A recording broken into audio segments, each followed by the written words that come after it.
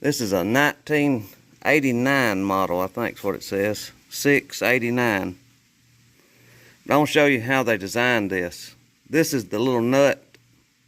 It's got a flange that sticks out on it, to where when you push it in this hole, you can start it on that little bolt in there without it pushing up into your nut driver. I thought that was a pretty neat way of engineering it. I was wondering when I was taking it apart how I'd ever get these back up in here and get them started. Well, I found out after I took them off.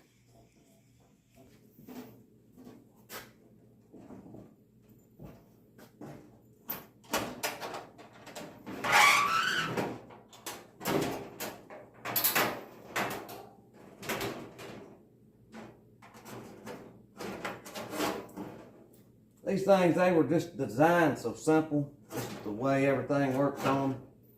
Those are wind guards, so you can cook whenever you're out in the field where the wind's blowing. It helps knock a little of the wind off where your heat will stay under your pan.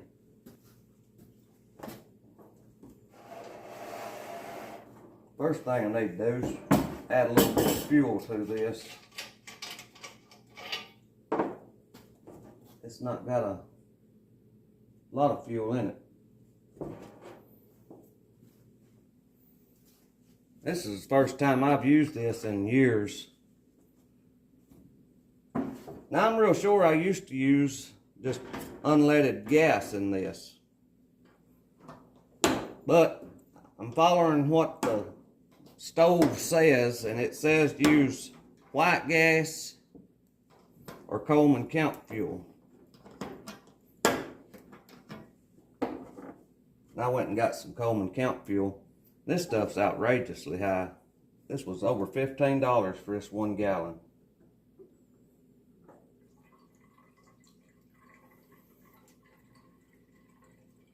I think you want to fill them about half full, is what it recommends.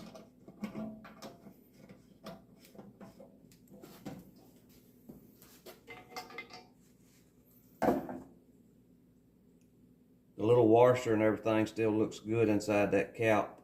That's a brass cap.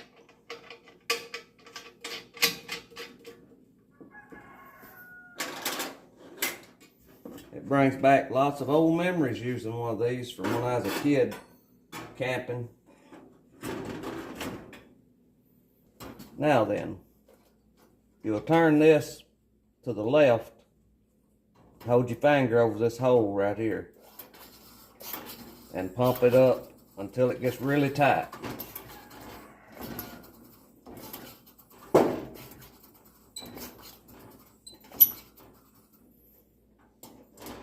And then tighten it back down. Now we should be ready to light now. I think these instructions says to turn this lever straight up to light it. So let me get my lighter and we'll see how it works. Alright, so according to instructions we need to turn this straight up. Open this valve all the way. I can hear it.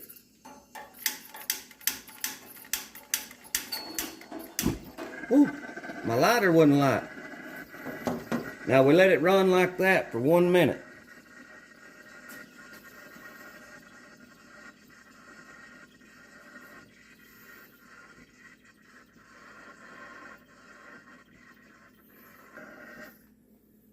Now I may have to pump it up a little more.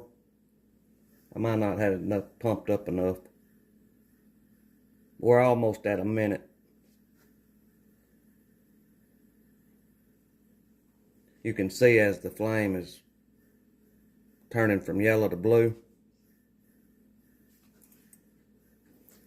Now, I think I'm about ready to turn this down. I had to pump it up a little more. I didn't have it pumped up enough a while ago. Now we'll turn this down to our cooking temperature that we want.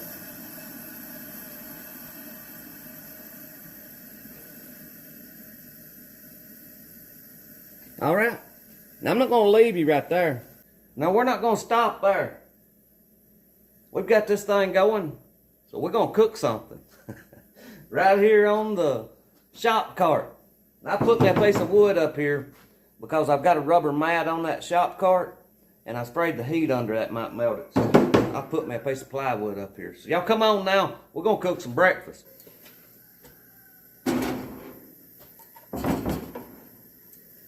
We're gonna take this opportunity to use this new tool here that we've got. I bought that on clearance. I don't remember what it was, a couple of dollars, $2 or so. It's gonna give us a chance to try it out here. We're gonna cook some ham. Now, if all of y'all are like me, you can't hardly afford to eat ham now. But in our Walmart is where this come from. You can look and find this. It says N slices, economy pack. And that was $3.54. Now, I think it'll have a bone in it, but you still get a lot of ham. And to me, it tastes just as good as the high-priced ham.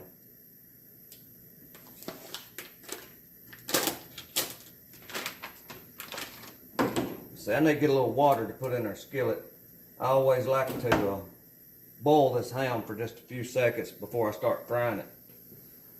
Black iron, the only way to go in my opinion. I'm gonna put a little more heat to it. Get that water up there where it'll boil easy. You can't never tell what you're gonna get when you get these end slices. I've been buying these for a little while now.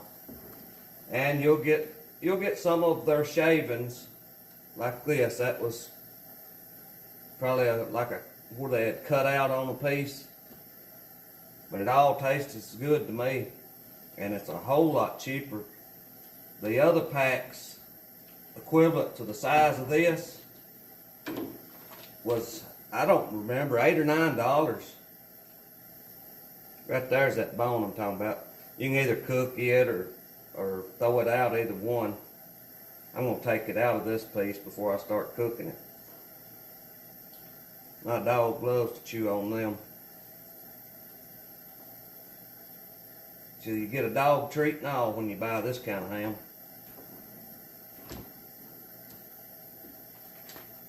A little knife here is dull. I've been out doing some messing around out in the woods with it and cutting some branches. So it's a little bit dull.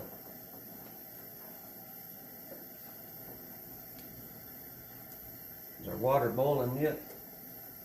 It's almost boiling. That salt in that meat will get it started boiling a little quicker. This here will last me all week for breakfast if my grandson don't come over. If he comes over, if I don't watch him, he'll eat every bit of this at one time. This is a good way to use your preps that you bought up.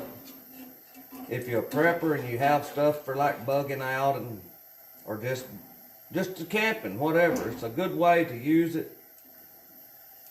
Because you'll find things that you'll learn as you're using stuff that you might need to know before you get out in the field with it.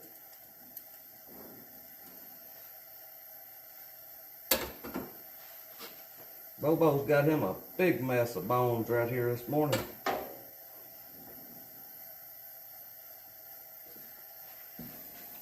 It's a boiling pretty good there now.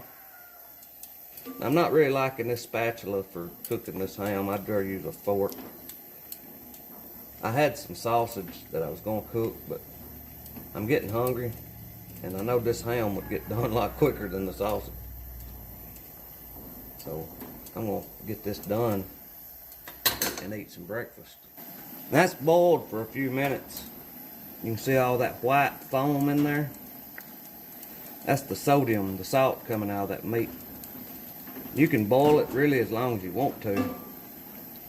I usually boil mine just a few minutes and then I dump it out because I want some of that salt flavor left in the meat.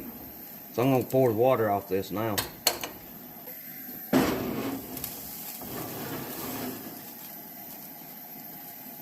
Most of the time on ham, I just use a fork or a knife. Just something to move it around with and to flip them over.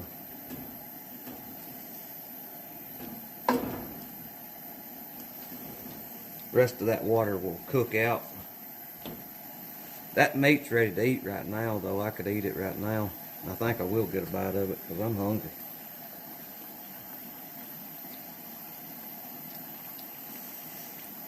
That's good. I'm just about ready to take some of this off.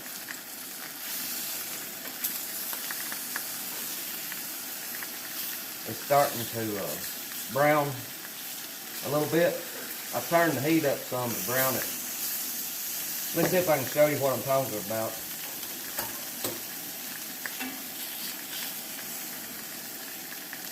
See how that fat is browning? You can do it ever how long you really want to. I don't like mine burnt. Really, either way with me is fine. The fat, to me, is good once you put that little burn to it. That little bit of crisp right there. It's always good to practice with the tools you have. This is just one more way of cooking. I like cooking with wood. That's my favorite way of cooking. But in some situations, you might not be able to have a fire. And this is just another alternative to warming you up something to eat. Now, you don't need to use this indoors where you're concealed with these fumes. I've got the shop door open over here, letting a lot of these fumes out. Anybody know what kind of knife that is?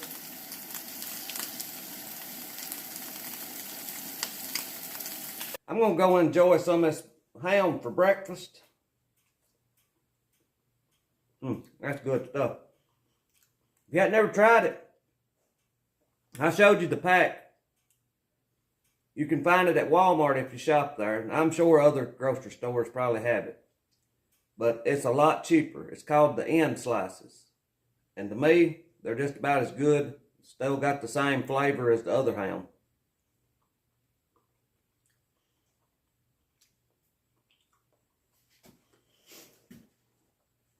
It's just one more way that we have to try to figure out to get through the economy in the shape that it is. And I'm afraid it's only going to get worse. So I hope everybody's doing what you can to prepare. Any tips that you can leave in the comments below, leave them for other people to read. That's what this channel is a lot about. It's trying to wake people up and get them prepared for the things that could be coming. No matter what happens in the future, you have to eat. So I thank y'all for watching. I pray God blesses you, and I'll see you in the next one.